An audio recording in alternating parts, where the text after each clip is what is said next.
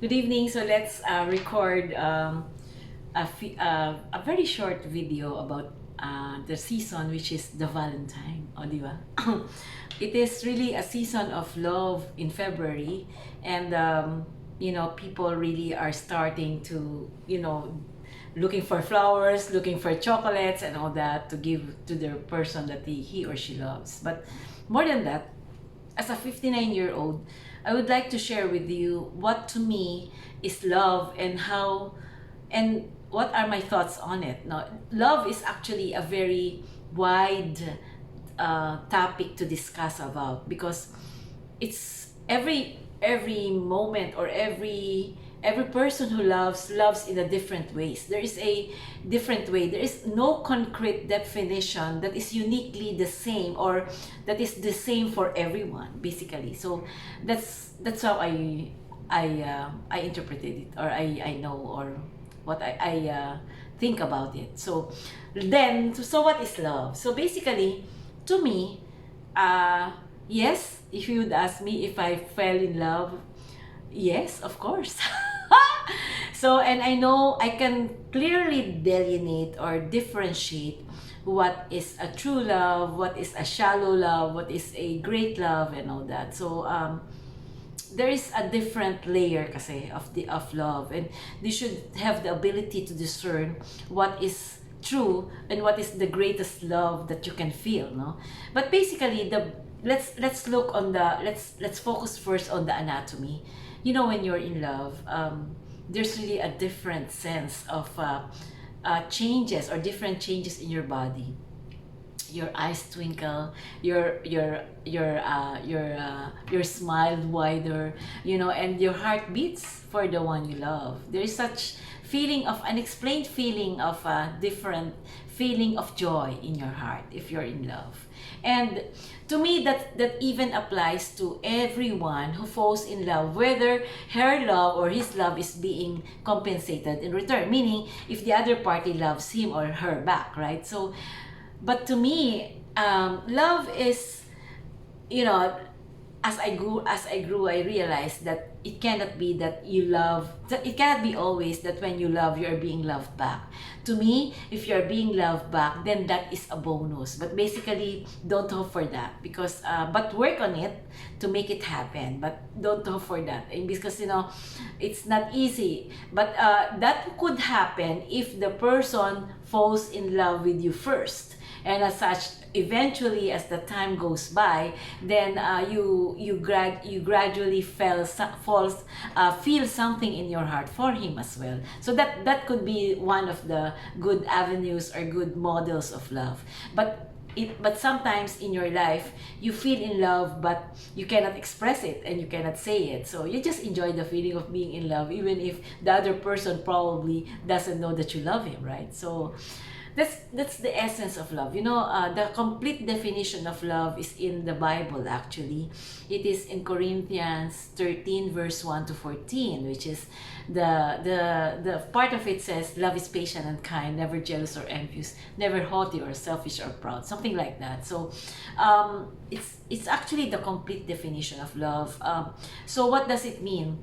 Love is a because there are many different types of love, filial love, and then erotic love, and then the highest, of course, is agape love. So filial is brotherhood, erotic is about your body and senses, and the agape is the highest form. So anyway, so what does entail, or okay, what is love in feelings? So love in feelings is a feeling of joy and happiness, extreme happiness and extreme joy, na parang wala kang kaaway sa mundo, parang lahat maganda, parang lahat, kahit na nahihirapan ka, masaya ka pa rin kasi nga in love ka. So yun ang magandang feeling ng love. Parang kaya sabi nga nila, nagtitwinkle yung eyes mo, yung lips mo, o yung cheeks mo, nagro-rosy cheeks or something. Because that's what love is all about. So that's the positive of it.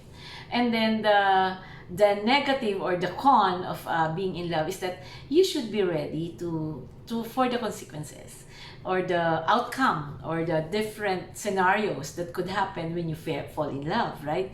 So meaning, to me kasi I don't know, but to me, when I fall in love, I am hopeful that it would be a perfect one, but sometimes it doesn't work that way. Probably because there are two different people falling in love, and you are interacting with a person that is very different from you, and also because probably you have different backgrounds, probably you have different needs, you have different opinions. Pero kasi, alam mo, pag nagmamahal ka, wala dapat different eh.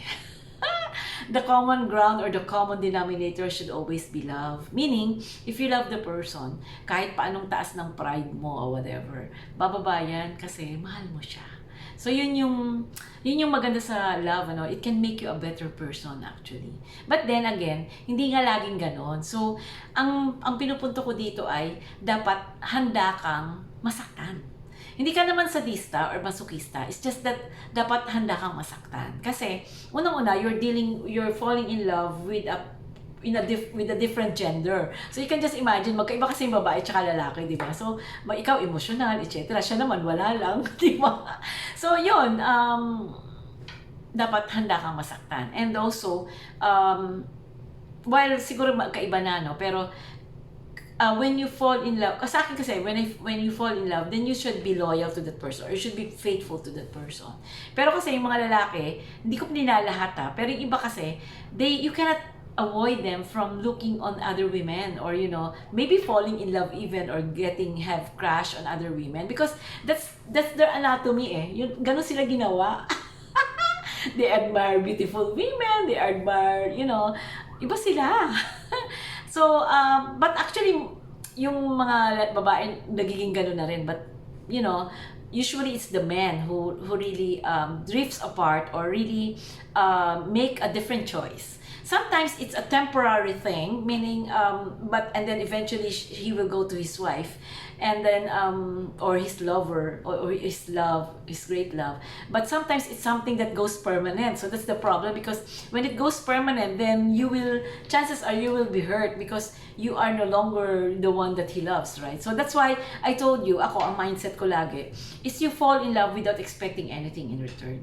You fall in love because you just you just feel the feeling of being in love. And it makes you a better person. It makes you a happier person. It makes you someone, it makes you aspire for more. It makes you, you know, improve on your weaknesses and all that, correct your mistakes and all that. So, that's how great love is, di ba? So, yun, sa akin, just enjoy being in love. And the ingredients to make it work, the fact that you should love in the first place. And along with love kasi is respect and trust. And alisin mo yung pride. Alisin mo rin yung pagiging nagger. Alisin mo rin yung pagiging insecure. Because, you know, like for a woman, for men, they don't like complications in life. They don't like complex things. They don't want ease. They want to feel, they are actually, they want to be nurtured. So, alsin mo na yung mga selos, yung mga nagging, yung mga insecurities, alsin mo yun. But instead, what you will give is a feeling of love, a feeling of support, a feeling of assurance, a feeling of confidence na kahit na, sige, alis ka lang, give him space and all that, pero confident ka that you will still in love despite whatever, no? Kasi ganun talaga yung nagmamahal. It's something that you give a little or most of yourself, and because you want to share, you want to love, you want to be happy, and even if it's a one-way ticket to the blues, sabi nga, it's okay. But when you fall in love and you're being loved in return, oh, that's really heaven. It's really a piece of paradise on earth. You know, not all are lucky. Actually, there's a reason also why telenovelas are very, very patok, in Korean novela, Chinese. Ngayon, I'm beginning to be hooked to Chinese dramas.